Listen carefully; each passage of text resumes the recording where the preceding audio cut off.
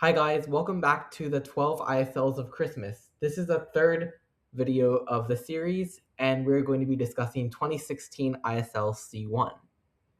And the problem is, the leader of an IMO team chooses positive integers n and k with n greater than k and announces them to the deputy leader and a contestant.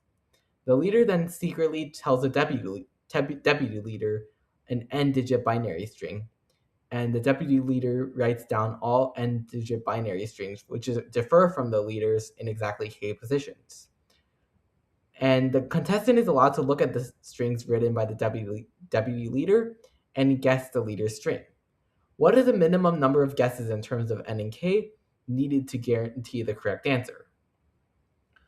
So let's take a look at the case n equals 3 and k equals 1 as given in the problem statement. Then the leader chooses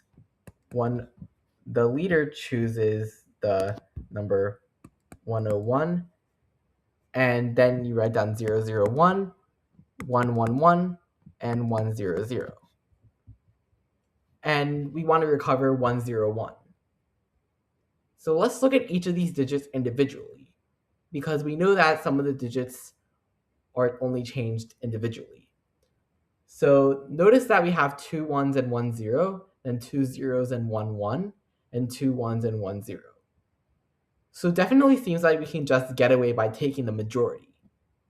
Let's take an example from another case.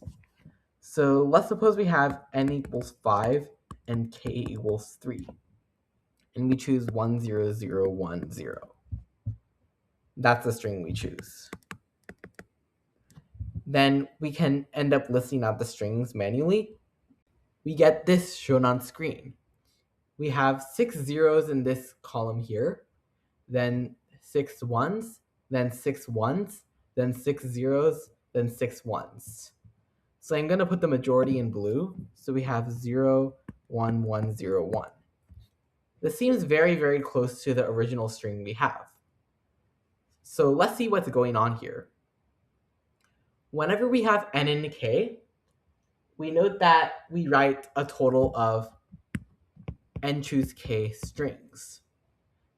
And among these, in the ones that we choose that a certain digit to change, there are n minus 1 choose k minus 1 of those. And notice that the ratio between these two is always the same. So if these form a majority of these, then this is the same for all of the digits, and we can recover it as well. Similarly, if they form a minority, then we just take the minority and we're done. So the answer should always be 1, unless this ratio here is equal to 1/2. And when we expand both sides out, we end up getting that it is n to k, or this should be k to n equals 1/2. So the only case that's bad is when n is equal to 2k. So we need to deal with that separately. When n equals 2k, as I said earlier, then we have a different story.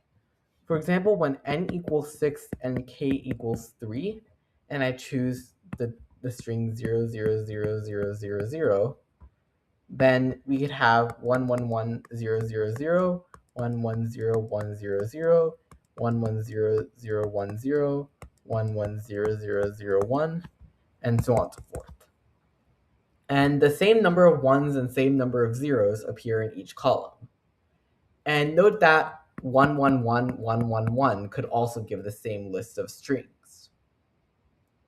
So how do we resolve this issue? Well, notice how when we have n equals 2k, we have that the string is split into two parts, each with k segments, each with k digits, I meant.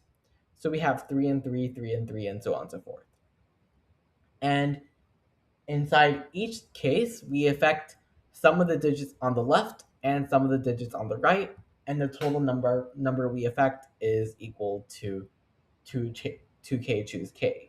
And we affect k total digits. So now that we know this, we can take a look at what happens on the left. So what happens if we see 111 on the left? Then the only way we can have this happen is if we have 000 on the right, because all k digits were used here. So that means that 111 only shows up once. But if we have 110, then we can have 100 or 010 or 001, and we still get 3 digits changed. And similar things hold for all the rest. So we must have that the one on the left is either 111 or 000, because those are the only ones that appear once. And we can say something similar about the one on the right. But however, we know that it can't be 111000 or 000111, since those appeared on our lists, which means that it's either 111111 or 000000.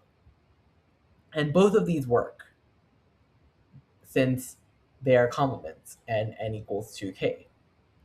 So that means that it requires at least 2 guesses, and since we've narrowed it down to these 2 guesses is sufficient.